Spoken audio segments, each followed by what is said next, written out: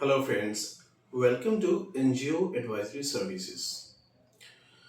आज हम समझते हैं कि भारत में जितने एनजीओ रजिस्टर्ड होते हैं उसमें से अधिकांश एनजीओ सक्सेस नहीं हो पाता। तो उसके क्या रीजंस हैं कि वो क्यों सक्सेस नहीं हो पाता और क्यों कुछ एनजीओ सक्सेस हो पाता है।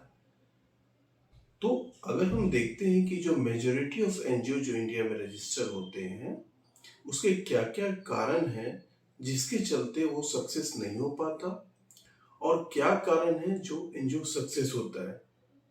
तो हम समझते हैं कि उस फैक्टर को कि क्या क्या फैक्टर है जो सक्सेस को होने में कंट्रीब्यूट करता है, लीड करता है, और ऐसा क्या क्या फैक्टर्स है जो हमें अनसक्सेस की तरफ मूव करता है।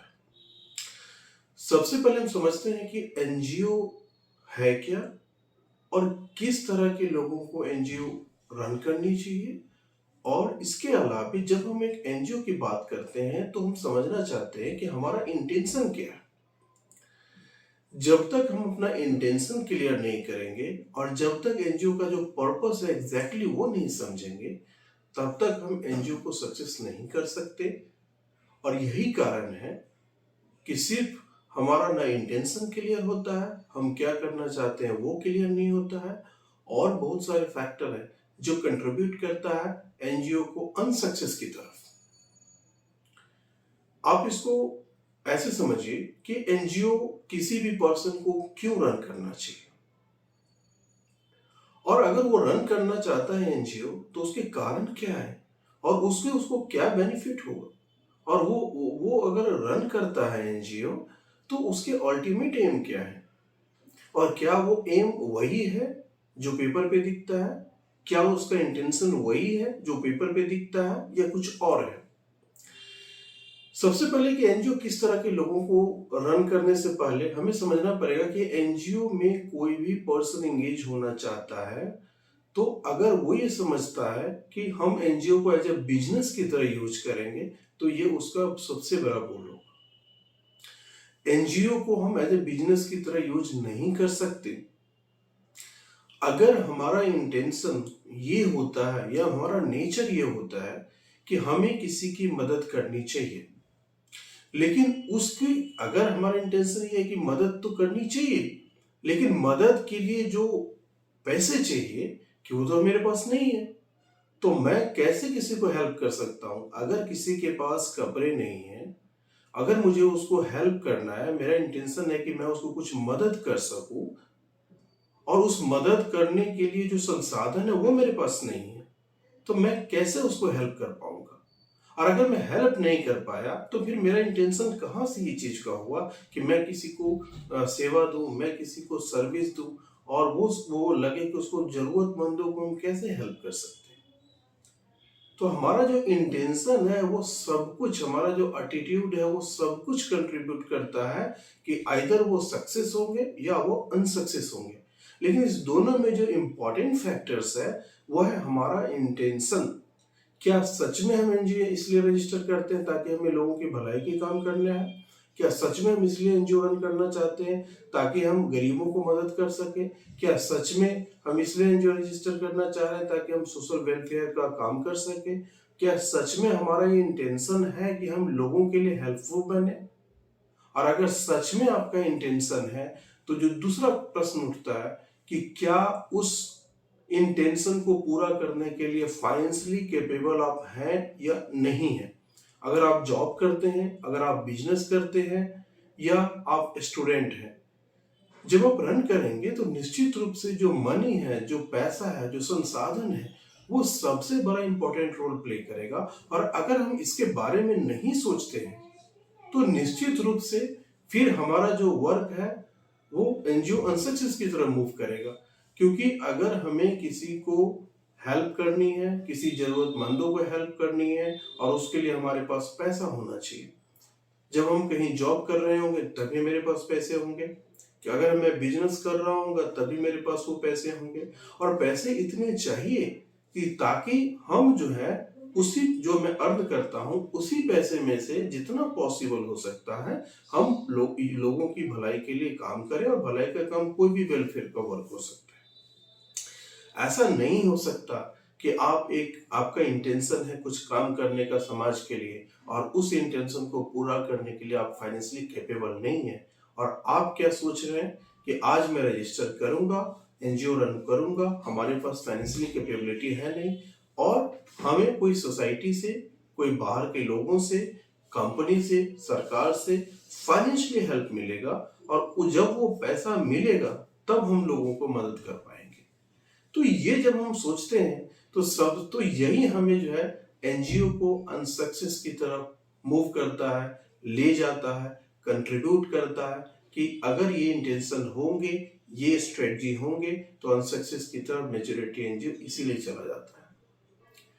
तो अगर हम फाइनेंशियली कैपेबल हैं लोगों को मदद करने के लिए, और खासकर जो ग्रास रूट के एनजीओ हैं जो अनसक्सेस होते हैं, ये इंपॉर्टेंट होता है क्योंकि उनको लगता है कि कोई और एनजीओ सक्सेस किया, वो उनको ये नहीं पता कि उसके पीछे क्या कारण है, लेकिन वो एनजीओ सक्सेस किया, उसको कहीं से फंड मिला, तो मैं भी एनजीओ रजिस्टर करूंगा, मैं भी लोगों की सेवा करूंगा, अपने पैसे से नहीं, मुझे कोई पैसे देगा तब मैं उस पैसे से लोगों की हेल्प कर पाऊंगा। और वैसे एनजीओ, विश्वास कीजिए, कभी भी सक्सेस नहीं होता, क्योंकि जब तक आप अपने आप को पूरी तरह से इन्वॉल्व नहीं करेंगे, चाहे वो फाइनेंशियली हो, चाहे वो फिजिकली हो, चाहे वो मेंटली हो, तब तक समाज में कोई भी लोग आपको मदद करना नहीं चाहेंगे। और शुरुआती में तो चाहे वो सीएसआर फंड हो, चाहे वो गवर्नमेंट प्रोजेक्ट्स हो, ग्रांट्स हो, वो तो स्टार्टिंग में एनजीओ को मिलता ही नहीं है। और एनजीओ जब रजिस्टर करते हैं तो सोचते हैं कि कहीं कोई अनुदान हमें मिल जाए सरकार से, कोई कंपनी से, कोई इंडिविजुअल से, और उस अनुदान के लिए हम बैठे रहते हैं, इसलिए हम कुछ नहीं करते क्योंकि हमारे पास पैसे नहीं है। और जब हमारे पास पैसे नहीं है तो हम उस चीज को सोचते हैं कि अब हमारा तो सक्सेस नहीं करेगा। तो कुछ फैक्टर्स हैं। जो सबसे बड़ा फैक्टर है कि हमारा इंटेंशन, उस इंटेंशन को पूरा करने के लिए रिसोर्सेज, और वो चीजें अगर हमारे पास नहीं है तो हम निश्चित रूप से एनजीओ में सक्सेस नहीं करेंगे। तो जब भी हम एक सोशल वेलफेयर का वर्क करना चाहें, एनजीओ रजिस्टर करना चाहे, एनजीओ रन करना चाहे, तो सबसे पहले हमें अपने आप से पूछना चाहिए कि ये जो हम एनजीओ रन करते हैं, करना चाहते हैं या कर रहे हैं, तो हमारा जो वर्क है उसके लिए पैसा कहाँ से आएगा? क्या मेरे पास इतनी सफिशिएंट पैसे हैं कि मैं कर सकूं? और अगर हमारे पास पैसे नहीं है तो फिर मुझे इस स्टेज पे कौन हेल्प करेगा? क्योंकि सबसे बड़ी चीज है कि अगर ऐसा होगा तो लोग बिजनेस वगैरह छोड़ के एक एनजीओ रजिस्टर करेंगे, और उनको चारों तरफ से फंड मिलना शुरू करेगा, तो बिजनेस के अलावा तो बेटर ऑप्शन हो जाएगा कि एनजीओ में तो अच्छी कमाई हो जाएगी। लेकिन ऐसा होता नहीं है। अगर आपका अर्निंग का काम है, आप सोचते हैं कि हम इसे कमाएं, तो आप बिजनेस कीजिए, कंपनी रजिस्टर कीजिए, बिजनेस कीजिए, जिस तरह के बिजनेस का आपको करना उस तरह से कीजिए, प्रॉफिट कमाइए, अच्छा कमाइए और अच्छा ग्रोथ कीजिए। लेकिन अगर आप एनजीओ इसलिए रजिस्टर करना है या एनजीओ आप इसलिए रन करना चाहते हैं या कर रहे हैं कि इससे आपकी ग्रोथ होगी, तो मुश्किल ये है कि जब आप सोशल वेलफेयर का काम करेंगे तो इसमें आपकी ग्रोथ का कहां से क्वेश्चन? ग्रोथ तो आप उसको करना है ना जो अनग्रोथ है। अगर किसी को खाने के लिए नहीं है तो आप उसको खाने के लिए देंगे, तो खाने के लिए जिसको नहीं, आप उसको ग्रोथ करना है ना, अपना तो ग्रोथ की बात ही नहीं है। और अगर खुद का ग्रोथ करना है तो बिजनेस में जाइए, फिर एनजीओ क्यों रन करेंगे आप? जितने एनजीओ हैं जो अनसक्सेस है उसमें से अधिकांश का कारण यही होगा कि उसने किसी के से पूछ के, किसी को दिखावा में, किसी को देखते हुए किसी ने बोला है कि आप ये कर लो और फंड आना शुरू हो जाएगा, और वो चाहे 4 साल हो गया, 5 साल हो गया, 8 साल हो गया, 10 साल हो गया, 6 साल हो गया, और अभी तक उनको 1 रुपया भी नहीं मिला, क्योंकि ना तो उनके पास स्ट्रेटजी है, और ना उस स्ट्रेटजी को पूरा करने के लिए फाइनेंशियल रिसोर्सेस है, ना वो उतनी कैपेबिलिटी है, ना लॉन्ग टर्म की प्लानिंग है। बस वो इस उम्मीद पर बैठे हुए हैं कि उनको गवर्नमेंट प्रोजेक्ट मिल जाए, कंपनी से फंड मिल जाए, कोई इंडिविजुअल दे दे, कोई टैक्स बेनिफिट के लिए कोई डोनेशन दे दे, और इस तरह से वो वेट करते हैं, वेट करते हैं, वेट करते हैं, और एक टाइम ऐसा आता है कि उनको लगता है कि शायद इसमें कुछ अपॉर्चुनिटी नहीं है। ऐसा नहीं है, अपॉर्चुनिटी हमेशा अवेलेबल होता है, लेकिन विश्वास कीजिए कि अपॉर्चुनिटी तो तब होगा जब हमारी स्ट्रेटजी, इंटेंशन क्लियर हो, डायरेक्शन क्लियर हो। तो अगर आप भी चाहते हैं कि आप अपने एनजीओ को सक्सेस करें, अगर एनजीओ आप रजिस्टर करना चाह रहे हैं या अपना एनजीओ आप रन कर रहे हैं और वो सक्सेस की तरफ नहीं मूव कर रहा है, आपकी स्ट्रेटजी गलत है, आपकी डायरेक्शन गलत है, तो आप हमसे संपर्क कीजिए। हम आपको इसमें मदद करेंगे। आपके एनजीओ को कैसे ग्रो किया जाए, आपके एनजीओ को कैसे डेवलप किया जाए और आपके एनजीओ के ग्रास रूट को कैसे फंक्शन किया जाए, और हम आपको तरीका बताएंगे कि कैसे शुरुआती दौर में एनजीओ को मैनेज किया जाए ताकि वो एक इस लेवल पे पहुंचे ताकि आपको कहीं से सीएसआर का फंड मिल जाए, कोई गवर्नमेंट प्रोजेक्ट मिल जाए, लेकिन उससे पहले आपको अपनी तरफ से क्लियर होना पड़ेगा कि मैं कितना पैसा लोगों के लिए, वेलफेयर के लिए दे सकता हूं। जब तक आप अपना पैसा नहीं लगाएंगे तब तक आपके सोसाइटी के लोग नहीं लगाएंगे। क्यों लगाएंगे? क्योंकि आपको ये तो आपका आपका अगर डिजायर है, इंटेंशन है, आपकी सपनों को पूरा करने के लिए दूसरा आदमी क्यों फंड देगा? अगर आपका इच्छा है कि हम लोगों की मदद करें, कीजिए, बट अपने पैसे से कीजिए। और अगर आप ये सोचते हैं कि हम शुरुआती में एनजीओ रजिस्टर करेंगे, हमें चारों तरफ से फंड मिल जाएगा और इससे मैं लोगों की सेवा करूंगा, तो ऐसा नहीं होता है। बहुत मोस्ट ऑफ द केसेस में ऐसा नहीं होता है। और यही कारण है कि एनजीओ चाहे वो 4 साल का हो, चाहे 5 साल का हो, चाहे 8 साल का हो, ना तो उनको क्लियर कट कोई डायरेक्शन पता हो, बैठे रहते हैं कि कहीं से कोई लिंक आए, कोई प्रोजेक्ट निकले, अप्लाई करें, फंड आए और तब हम लोगों की सेवा करें। तो ऐसा नहीं होता कि पैसा, ऐसे तो आप किसी को भी पैसे दे देंगे और बोलेंगे कि चलो समाज का काम करो, कोई भी करने के लिए तैयार हो जाएगा। लेकिन क्वेश्चन ये होता है कि क्या मेंटली, फिजिकली एंड आप फाइनेंशियली आप अपने सपनों को, अपने इंटेंशन को पूरा करने के लिए कितना प्रतिबद्ध हैं, उसके ऊपर निर्भर करेगा कि लोग आपके साथ कितने सहयोग करेंगे, लोग कितने कंट्रीब्यूट करेंगे। और शुरुआती दौर में तो ये काफी मुश्किल होता है फंड जनरेट करना, तो आपको ये ध्यान देना पड़ेगा कि अपने पैसे मेंबर सदस्यों से कलेक्शन, ग्राउंड लेवल पे वर्क, जब आप ग्राउंड लेवल पे वर्क करेंगे, लोग आपके बारे में जानेंगे, उसी में से कोई आपको सहयोग करेंगे। तो सबसे बड़ा जो इम्पोर्टेंट फेल्योर होता है, जो एनजीओ अनसक्सेस होता है, उसमें सबसे बड़ी जो रीजंस होते हैं वो यही रीजन होते हैं कि एनजीओ के बिफोर एनजीओ में जो करना चाह रहा हूं उसमें हमारा इंटेंशन क्लियर नहीं है, हमारा पर्पस क्लियर नहीं है, हम इसको कैसे करेंगे वो नहीं, हम फाइनेंशियली साउंड नहीं है, हम दूसरे पर डिपेंडेंट है। तो कैसे आपका ये काम कैसे सक्सेस करेगा? कोई प्लानिंग नहीं है और बस आप ये सोच रहे हैं कि कोई दूसरा दे दे। दूसरा क्यों देगा आपको? वैसे एनजीओ को क्यों नहीं देगा जो जो अच्छे काम कर रहे हैं, जिसने अपने पैसे लगाए हैं, अपना मैन पावर लगाया है, अपना फाइनेंशियली, मेंटली सारी चीजें लगाई हैं, अपने बिजनेस से कमाते हैं और जितना वो कर सकते हैं कंट्रीब्यूशन उतना है उस एनजीओ में करते हैं और उसी पैसे से लोगों की भलाई का काम करते हैं।